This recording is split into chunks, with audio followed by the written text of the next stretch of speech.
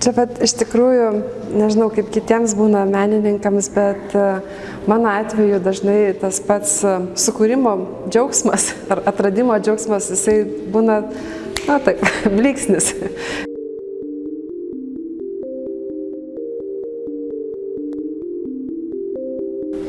Iš tikrųjų, kas mano darbuose arba mano kūryboje matosi, tai kad aš dirbu, galima taip pasakyti, dirbu su peizažo motyvu. Ir jisai tikrai prie jo sugrįžtu jau ne vieni metai, jį tęsiu ir kažkuria prasme kiekviena paroda atspindi tam tikrą skirtingą priėjimą prie peizažo žanro. Tai prieš tai buvo parodos kaip kad Niekieno žemė arba Gates to the Garden.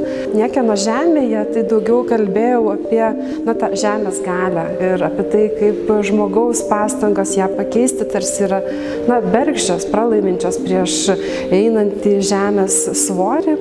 Tai ir apskritai pačiose darbuose dominavo žemės zona, būdavo maža juosta dangaus ir tada ta galinga žemė, kuri ir ten buvo irgi tokie mega formato darbai, kurie tarsi gali užgriūti ant, tam tik perkeltinė prasme, užgriūti ant žiūrovo, apglėbti jį ir panašiai.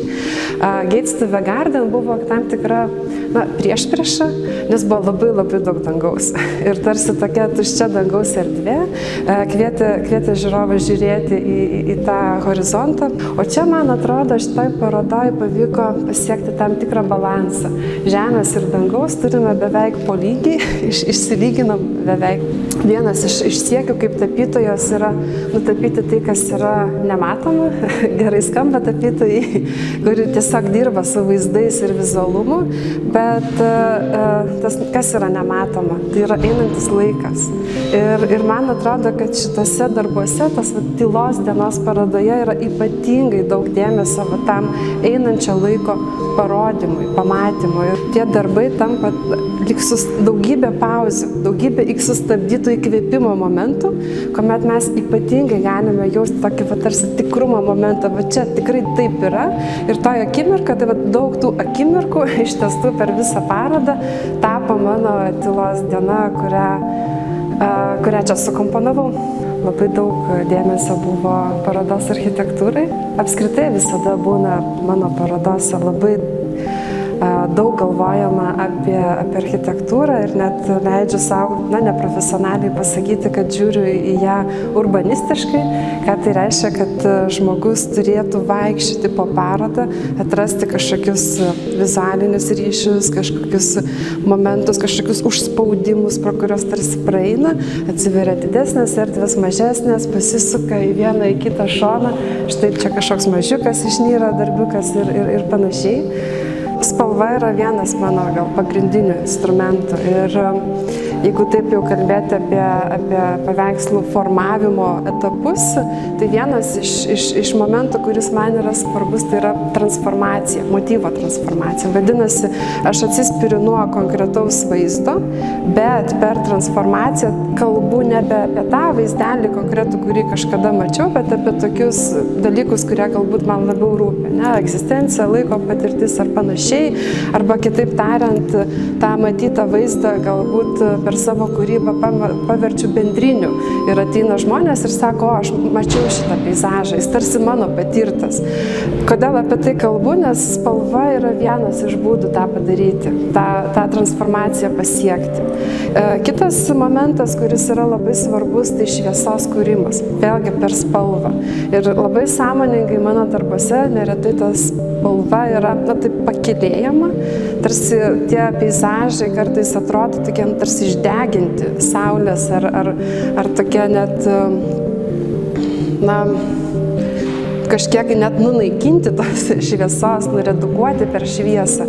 Tai taip, tas yra vienas iš tų būdų man kalbėti apie einantį laiką, apie tą patirtį ir panašiai. Ir apskritai gal kaip tapytojai keli momentai svarbus. Tai vienas yra meno tradicijos tęsimas ir viena tokia plotmė, net ateinant iš Lietuvos dailės, yra ta koloristinė tapyba. Tai tikrai labai apie tai daug galvojau, kol mokiausi. tam referuoti tam tikrus menininkus, tai labiau esu linkusi tą daryti į senesnio laikotarpio, nes man atrodo, tai yra daug įdomiau, tada tas laiko tarpas palieka vietos improvizacijai ir interpretacijai. Tai man labai imponuoja apskritai Renesanso laikotarpis ir ten užfiksuota šviesa, ta pati spalvinė gama. Taip pat, jeigu iš artimesnių menininkų, čia nedaug artimesnis, tai būtų Sezanas, bet jau šiek tiek arčiau. Jeigu iš lietuvių menininkų, tai būtų galima pirmiausia turbūt išskirti Vladą Eidukevičių ir irgi, man atrodo, kad tai vienas, taip pasakysiu jau savo nuomonę, bet vienas stipriausių lietuvių menininkų ir net esu rašysi, kad jis atnešė vakarų kultūrą į Lietuvą. Taip pat imponuoja Augustino Savicko, Petrulio darbai ir to paties Čeropo.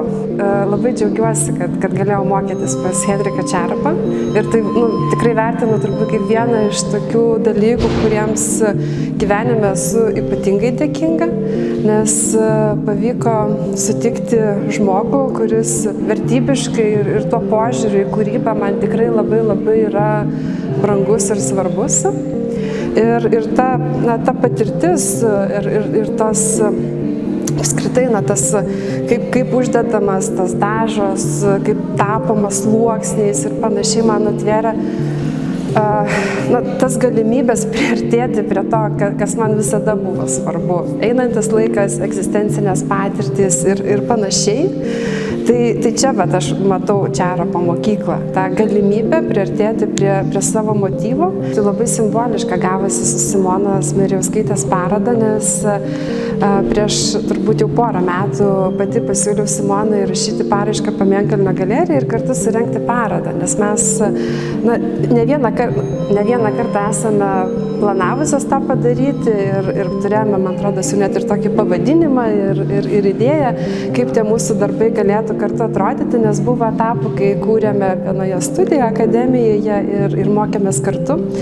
Tai galiausiai susiklostė ir susiplanavo taip dalykai, kad buvo nuspręsta daryti Simonos vienos parodą, o mano šiek tiek vėliau laikė, bet taip galiausiai turbūt likimas išsprendė, kad šios parodos įvyko, galima sakyti, vienu metu ir yra galimybė pamatyti jas skirtingose erdvėse, bet laike tame pačiame.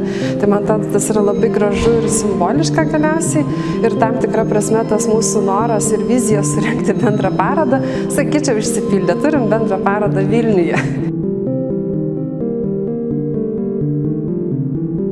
Kai tarkim, tas paveikslas jau, kuris yra įdomus, tai po jį paprastai, tarsi žiūri į visą, bet žiūrėdamas atskirus momentus, ar tai spalvinius derinius, ar tai tam tikrus fragmentus, ar net kaip kažkas nupiešta, padaryta, tarsi atrodo, žvilgsnis gali suktis ratu, vis atrasdamas kažką naujo ir taip sukuria tą įspūdį, kad paveikslas tarsi niekada nesibaigia ir yra neišsemiamas, nes tu žiūri ir vis tarsi vis skirtingą vietą ar momentą, ar vis sugrįždamas pirmą, antrą, trečią, ketvirtą ratą, bėgiojant per paveikslo kontūrą, tu jame vis kažką atrandi, vis kažką pamatai arba vis kažkokia mintis kyla. Tai man atrodo, dabar net taip išveščiau apibrėžimą gerą paveikslą, kad žvilgsnis po jį niekada neišsisemia ir yra tarsi tikrai